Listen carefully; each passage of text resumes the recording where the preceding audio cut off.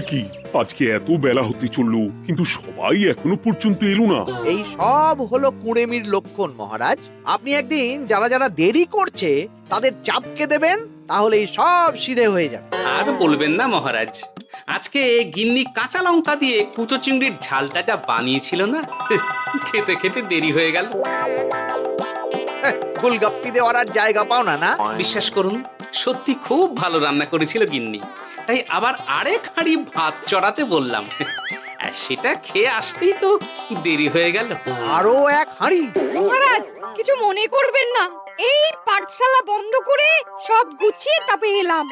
সুপ্রভাত মহারাজ। সুপ্রভাত মহারাজ। প্রভাত আজকে আর শুনেই, তোমরা সবাই এত কুঁড়ে হয়ে গেছো যে কি বলবো। মহারাজ, এই কুড়েমির আসল কারণ হচ্ছে চর্বি। কথায় আছে, যত বেশি চর্বি তত তাড়াতাড়ি মরবি। আপনি কি বলতে চাইছেন মন্ত্রী মশাই, যে আমি তাড়াতাড়ি মরে যাব আর আপনি মজা দেখবেন? ঠাকুর ঘরে কে, আমি তো কলা খাইনি ব্যাপার হয়ে গেল। গোপালের একদম মোক্ষম জায়গায় আঘাত লেগেছে, যাকে বলে ওই আঁতে ঘা। তুমি বেশি কথা বলো না বৈদ্য, ছুঁচ করে চালুনির বিচার। হ্যাঁ, বৈদ্য তো দেরি করেই এসেছে। আমার মনে হয় প্রত্যেককে এমন ভাবে প্রশিক্ষণ দেওয়া দরকার যাতে তারা একটু চনমনে হয়ে ওঠে। হ্যাঁ মহারাজ, তাহলে আগামীকাল থেকেই শুরু হোক ব্যায়াম আর অস্ত্র শিক্ষা। হ্যাঁ, কুঁড়ে থাকলে রাজ্যের কোনো বিপদ আপদেই সভাসদেরা কাজে আসবে না। ঠিক বলেছেন মহারাজ। তাহলে আর দেরি কেন, চলো সবাই এখনই আমরা মাঠে যাই। এই তো মহারাজ ভরপেট খেয়ে এলাম, এখনই মাঠে? ও সব অজুহাত দিয়ে লাভ নেই, চলো চলো চলো।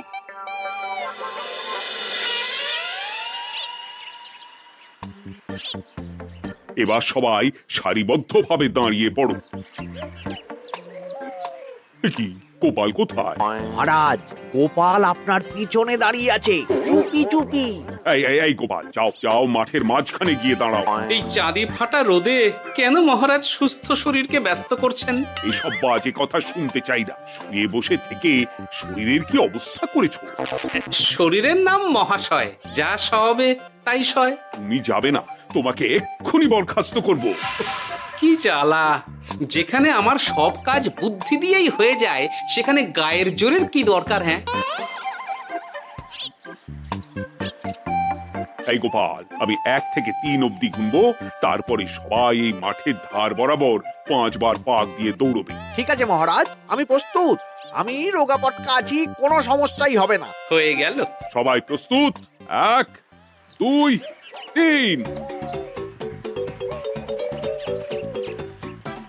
কি হলো গোপাল, দৌড়াও দৌড়াও। মহারাজ, এর থেকে বেশি জোরে পারবো না। আই, কে আছো? একটা কঞ্চি দাও। এই সেরেছে। বেশ হয়েছে, বেশ হয়েছে। ব্যাটার এবার চর্বি কমবে। কি হলো গোপাল, হ্যাঁ হয়ে গেল? হ্যাঁ?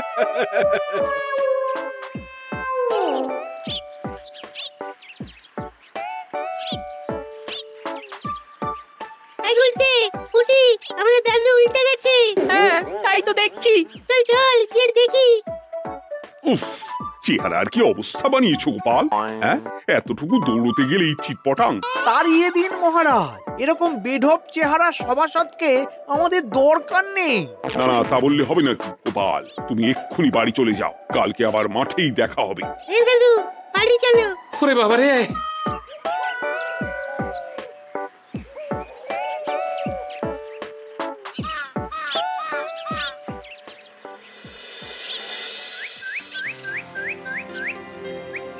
আরে ধুর ছাতার মাথা, তখন থেকে জল খেয়েই চলেছ।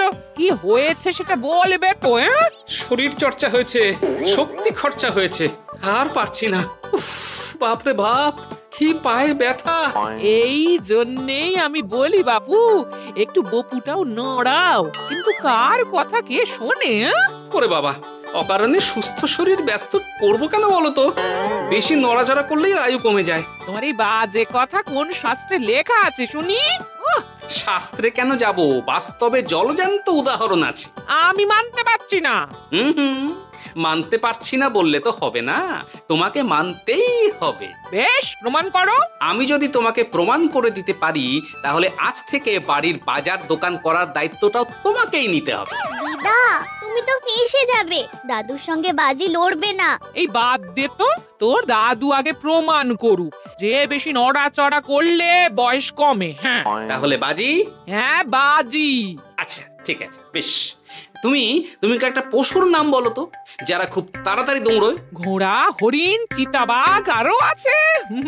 আচ্ছা, এবার সবচেয়ে আস্তে আস্তে কোন পশু চলে এরকম একটা পশুর উদাহরণ দাও। কেন কচ্ছপ?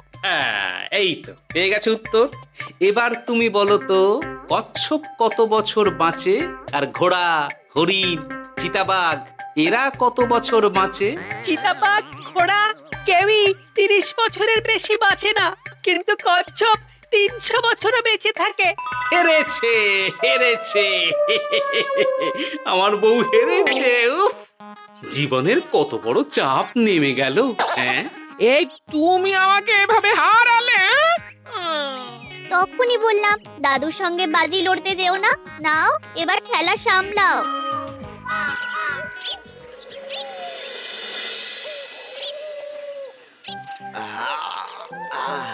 আরো ভালো করে মালিশ কর।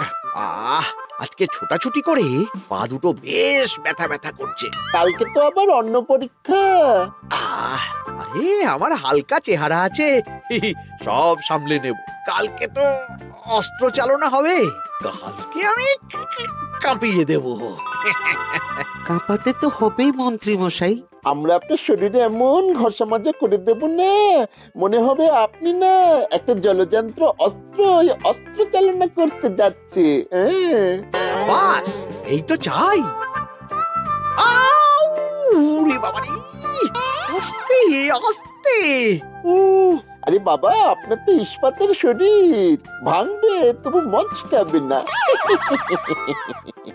চিন্তা করছেন কেন? ভয় পাবেন না, ভয়কে জয় করতে হবে। আরে আরে আরে, তোরা আমার কথাটার সাথে করছিসটা কি? মানুষটা মরে যাবে তো। চিন্তা করো না গিন্নি।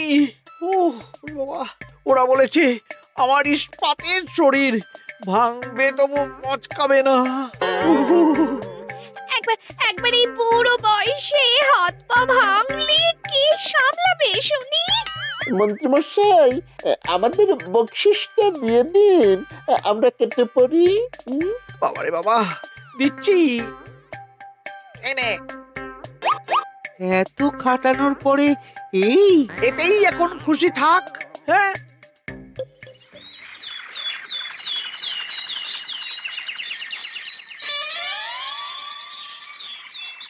এবার তোমাদের সকলকে অস্ত্র শিক্ষা দেওয়া হবে। উফ, রোজ রোজ কি জ্বালাতনে পড়েছি, বাপরে বাপ। বাবা মা কাউকে ডাকার দরকার নেই, ভালো না লাগলে রাজসভা চাকরি ছেড়ে চলে যাও। মহারাজ, এটা তো উচিত নয়। যে যেটাই পারদর্শী তাকে সেটাই করতে দিন না। একটা বাঁদরকে যদি আপনি বলেন শিকার করে মাংস খেয়ে দেখা, সে কি পারবে মহারাজ? মহারাজ, গোপাল একটু বেশি কথা বলছে, ওকে আপনি বের করে দিন। আমি তোমার কথায় গলবো না গোপাল, তোমাদের সবাইকে এখন অস্ত্র শিক্ষা শিখতেই হবে। কর্তার ইচ্ছায় কর্ম, এখন তো আমার আর কিছুই বলার নেই। তাহলে আর দেরি কেন, তোমরা সবাই একটা করে ঢাল আর একটা করে তলোয়ার তুলে নাও। সেনাপতি, বলুন মহারাজ। তুমি সকলকে অস্ত্র শিক্ষা দেবে, তলোয়ার চালানো শেখাবে। এক এক করে প্রত্যেকে তোমার কাছে যাবে আর এক এক করে তুমি সবাইকে তলোয়ার চালানো শেখাবে। আচ্ছা মহারাজ, তাহলে ওই সবার প্রথমে চলে আসুন মন্ত্রী মশাই। হ্যাঁ, আমি প্রস্তুত। আমার শরীর ইস্পাতের মতো, ভাঙবো তবু মচকাবো না।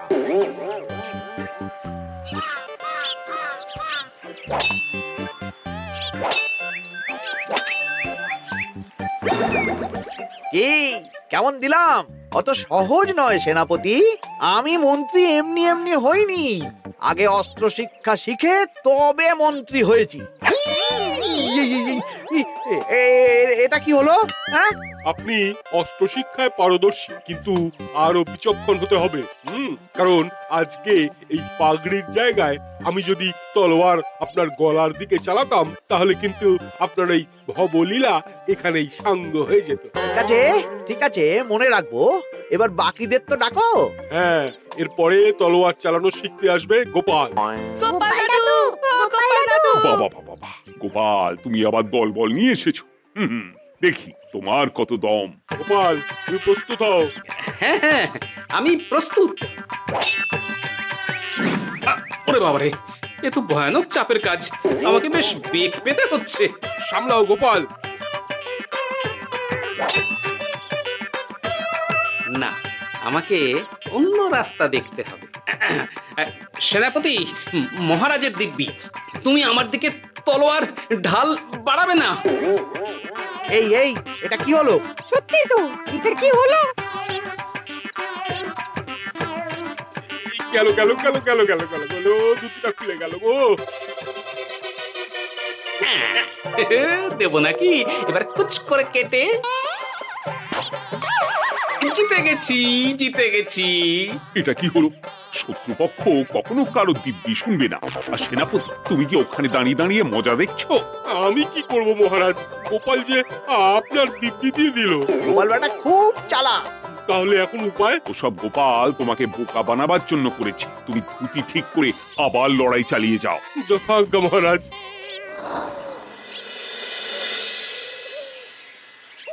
কিরে ন্যাপলা, তোদের দিদা আমার জন্য কি রান্না করে পাঠিয়েছে রে? এই তো ভাত, আলু সেদ্ধ, এই পুঁই শাকের ঝোল আর রুই মাছের ঝাল। আর তোদের যে তোষক, বিছানার চাদর আনতে বলেছিলাম, এনেছিস তো? ওই তো দাদু, কুটির গুলটে আর বাকিরা সবাই ধরাধরি করে নিয়ে আসছে। ব্যাস, তাহলে তো আর কোনো চিন্তা নেই। খেয়ে একটা জব্বর ঘুম দেব, কারণ এখানে যা রঙ্গ দেখছি তাতে বিকেল হয়ে যাবে। তলোয়ার শিক্ষা আজকের মতন এইটুকুই থাক। এবার শুরু হবে বল্লম শিক্ষা। সবাই আবার আগের মতন সারিবদ্ধভাবে দাঁড়িয়ে পড়ো।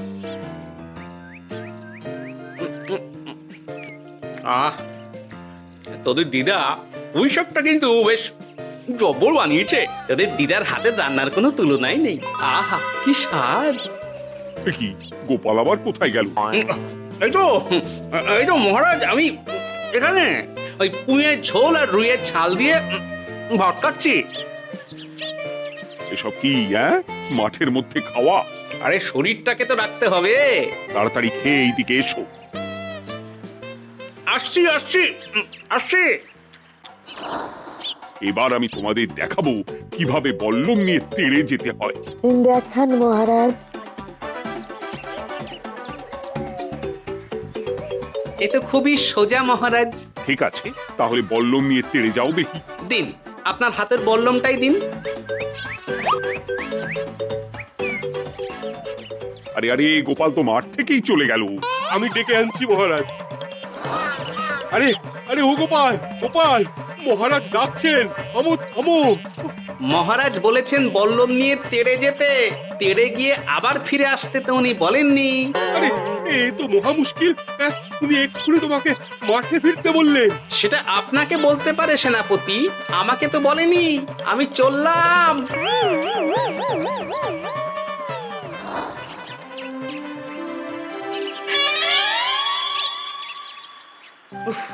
বাবারে বাবা, কি ঝক্কি! অনেক বুদ্ধি করে মাঠ থেকে খাটে চলে এসেছি। আমি আর উঠছি না। এ কি বলি, তোমাদের তো এখন অস্ত্র শিক্ষা নেওয়ার কথা। হ্যাঁ, তোমার বলা নেই, কোয়া নেই, অমনি বাড়ি চলে এলে। আরে বাবা, ওইসব অস্ত্র শিক্ষা মানেই সুস্থ শরীরকে ব্যস্ত করা, অসহ্য খাটনি, অযথা কষ্ট। কষ্ট করলে তবে কেষ্ট পাওয়া যায়। হ্যাঁ, তোমায় আমি আগেও বুঝিয়েছি, যেখানে বুদ্ধি কথা বলে সেখানে দেহের শক্তি নীরব দর্শক গিন্নি। আরে বাবা, সে না হয় বুঝলাম, কিন্তু মহারাজ তো ভালোর জন্য সবাইকে অস্ত্র শিক্ষা দেওয়ার চেষ্টা করছে না? আরে বাবা, যার যা কাজ তাকে সেটা করালেই পারে। মহারাজ তো সেটা বুঝতেই চাইছেন না। আমি এখন ঘুমো। দরজা খোলো গোপাল, দরজা খোলো। গোপাল, গোপাল, দরজা খোলো বলছি। ব্যাস, হয়ে গেল। একটু শান্তিতে ঘুমাবো তার জো নেই। দরজা খোলো, গোপাল। বলুন মহারাজ। তুমি কি পেয়েছোটা কি গোপাল? রাজসভায় দেরি করে আসবে, তারপর অস্ত্র শিক্ষার সময় ফাঁকি বাজি দেবে, এভাবে তো আর তোমাকে মনে হচ্ছে রাজসভায় রাখা যাবে না। মহারাজ, গোপাল তো মুখের কথার লোক নয়, ওকে তাড়িয়ে দিই। কেন মহারাজ? আমি কি এমন মহাপাপ করেছি যে আমাকে তাড়িয়ে দেবেন? এই যে আমার কথা শুনছো না, এটাই তোমার অপরাধ। অপরাধ নেবেন না মহারাজ। পণ্ডিতের দায়িত্ব পুজো করা, সভাকবির দায়িত্ব কবিতা বলা, সাহিত্য চর্চা করা, আর আমার দায়িত্ব হাসি মজা করে আপনার মন ভালো রাখা। কিন্তু আপনি আমাকে জোর করে যুদ্ধের ময়দানে ঠেলে দিতে চাইছেন। এটা আমার ইচ্ছে।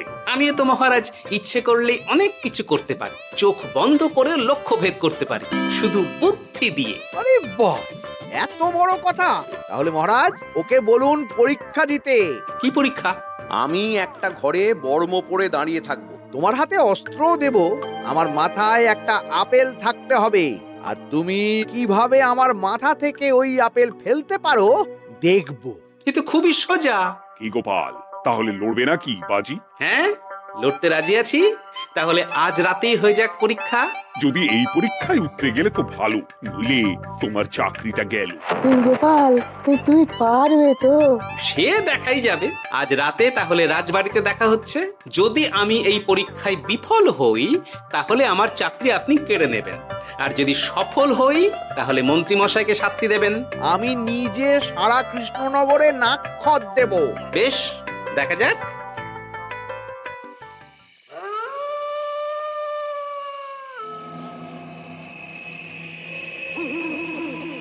কি মন্ত্রীমশাই, ব্যবস্থা সব ঠিকঠাক হয়েছে তো? হ্যাঁ, এবার শুধু গোপালের পরীক্ষার পালা।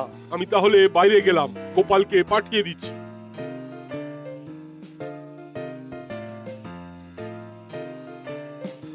এবার যাও গোপাল, ঘরের ভিতরে যাও, দেখি তুমি কি করে মন্ত্রীর মাথা থেকে আপেল ফেলতে পারো।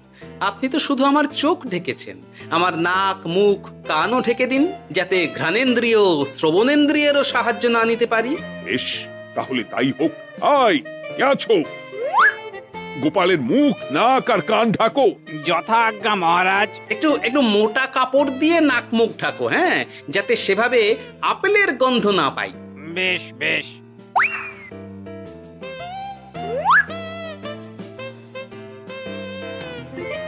যাও গোপাল। গোপাল, এবার তোমার চাকরি গেল। এবার তুমি কি করবে? কি করবে? দৌড় ঝাঁপে ফাঁকিবাজি? হ্যাঁ,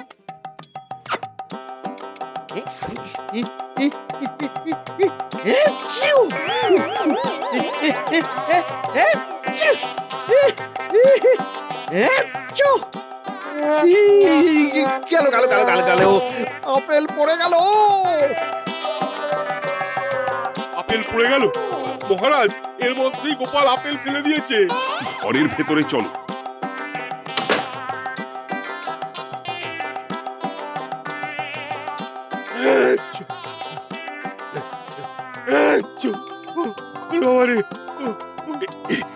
কি ওরে বাবা, কি ঝাঁজ! ওরে বাবা! কি মহারাজ, দেখলেন তো গোপালের চমক? অস্ত্র ছাড়াই আপেল ফেলে দিলাম। কি, এটা তো তুমি নীতি বিরুদ্ধ কাজ করেছো। সারা ঘরে নস্যি ছড়িয়ে দিয়েছো। মহারাজ, হাঁটতে গিয়ে আপেল পড়ে গেছে।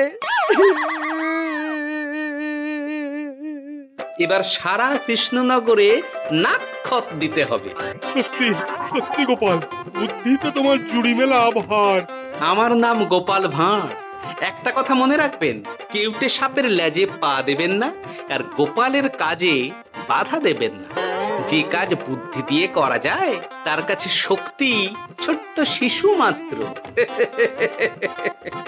সত্যি গোপাল, আজ তুমি সেটাই প্রমাণ করে দিলে। আর আজ থেকে তোমাকে তোমার ইচ্ছার বিরুদ্ধে খাটাবো না। তুমি খাও দাও, ভুড়ি বানাও। যার যা কাজ সে তাই করবে।